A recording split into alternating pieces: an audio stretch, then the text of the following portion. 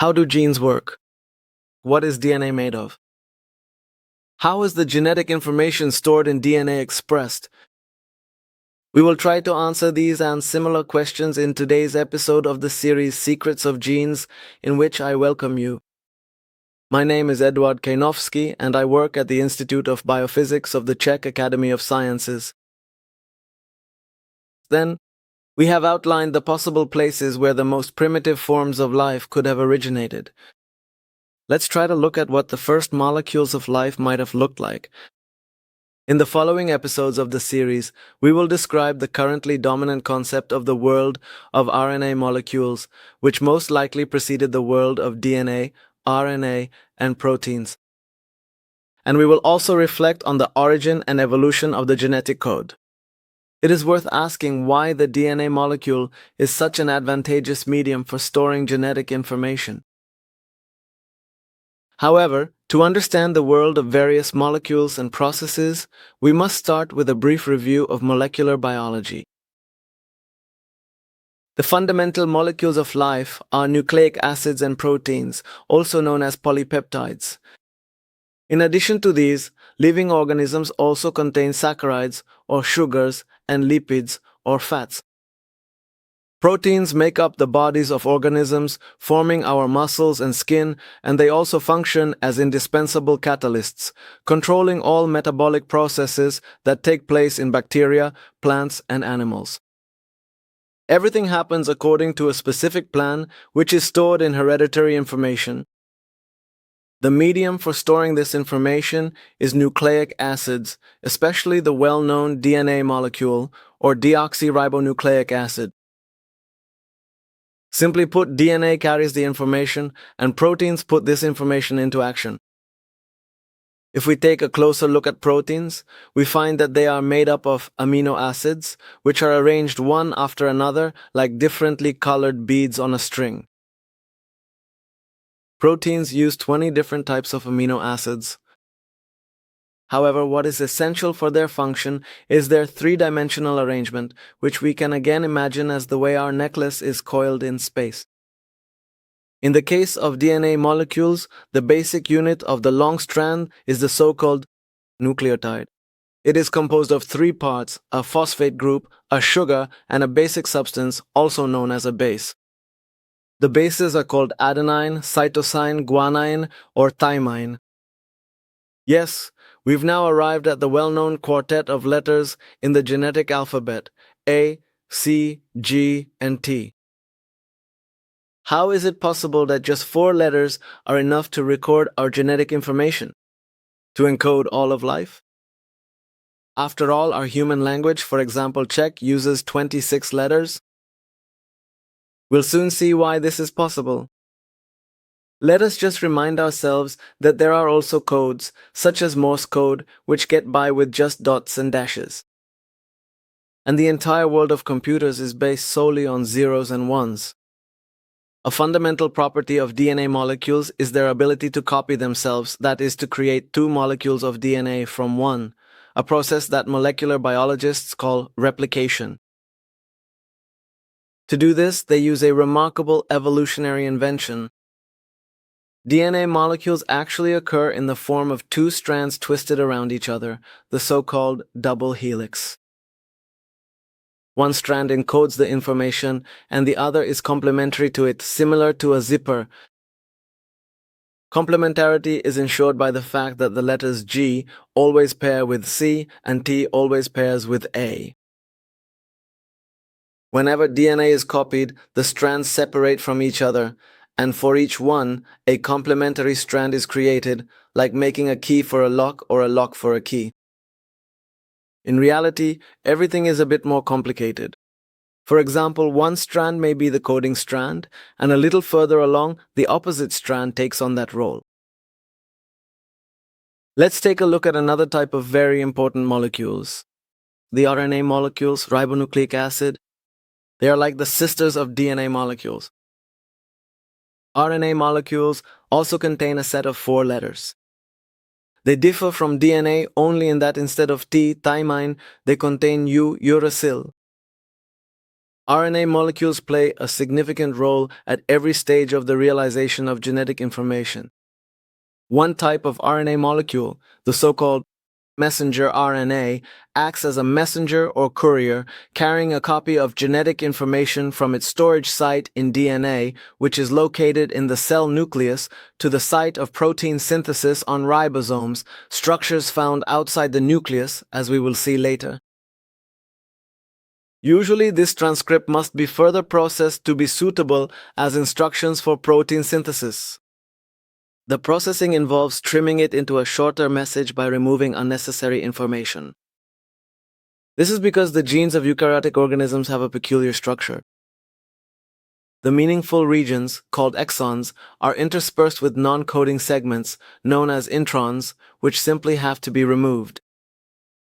In addition to trimming unnecessary information, mRNA molecules, messenger RNA, must also be equipped with a kind of chemical protection on their free ends so that they are not broken down into small pieces as they travel through the cell.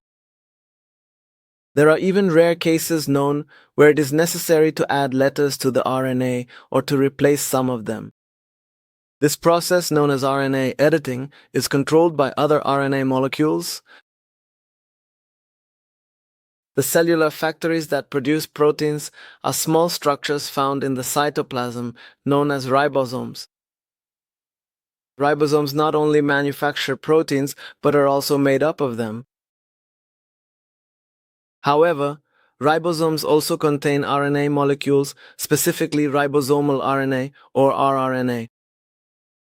As we mentioned earlier, the basic building blocks of proteins are amino acids. The transport of amino acids to the site of protein synthesis is ensured by another type of RNA molecule called transfer RNA or tRNA. These are short molecules, about 80 nucleotides in total, which have become known for their characteristic cloverleaf-shaped structure. And each molecule of RNA, each transfer RNA, carries a specific amino acid. We can imagine individual transfer RNAs as a kind of clothespins that clip onto the mRNA strand, one right next to the other. At the opposite end of the clothespin, we can picture a single amino acid as a little bead. The amino acids of neighboring clothespins are then joined together during protein synthesis by a special bond called a peptide bond, and the necklace of beads, known as a protein, steadily grows.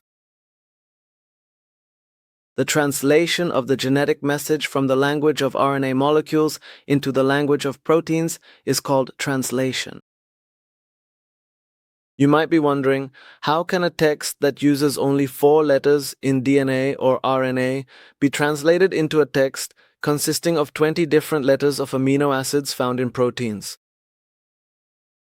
This is possible because the information carried by mRNA molecules is read in triplets of RNA letters called triplets, to which complementary triplets, called anticodons, on transfer RNA molecules carrying amino acids bind. The bases again bind to each other according to the principle of complementarity and the set of rules by which a specific sequence of nucleotides in DNA, and consequently in RNA, determines the sequence of amino acids in proteins is called the genetic code. We will talk about its origin in one of the upcoming episodes of our series. When we talk about RNA molecules, it is important to mention that recently a rich world of very short RNA molecules has emerged. They are only just over 20 letters long, but they can do great things. They are known by names such as siRNA, miRNA, piRNA, and new ones are still being discovered. They perform a wide variety of functions. And this happens at many levels of genetic information expression. For example, they are able to prevent the formation of mRNA, cut RNA molecules into pieces, or even block the production of proteins in the ribosome. In this way, for example, they silence genes and ensure that genes work only in the right place and at the right time. Some scientists even talk about the world of small RNA molecules as a new control system of the cell, a kind of parallel world to the world of proteins. It is known that they control most of the processes in the cell. How the world of small RNA molecules originated is still unknown. However, it is assumed that it evolved from an ancient defense mechanism that protected the cell against hostile nucleic acid molecules. For example, against molecules that entered the cell from outside as intruders, such as viral DNA or RNA, but also against parasitic segments of DNA found in the genetic information of every cell. So let's remember that hereditary information is stored in the cell nucleus in DNA molecules. The complete hereditary information of a given organism is referred to as the genome. Messenger RNA molecules are formed according to the DNA. These travel to the cell cytoplasm, where the factories that produce proteins, called ribosomes, are located. Proteins are formed from amino acids, which are brought to the ribosome by molecules of transfer RNA, or tRNA. Thus, hereditary information flows in the direction of DNA, RNA, protein. This statement is called the central dogma. Molecular biology. Only occasionally is information also transferred from RNA to DNA, as we will see in one of the next episodes of our series. Well, that's all for today. In the next episode, we'll talk about the ancient world of RNA molecules, the first replicators, and the times when DNA molecules did not yet exist. I'm looking forward to seeing you. If you enjoy my storytelling, I'd appreciate a like, and if you'd like me to continue making episodes about genetics and evolution, please subscribe, which will help these videos reach more people. I really appreciate your support. Thank you, and bye-bye.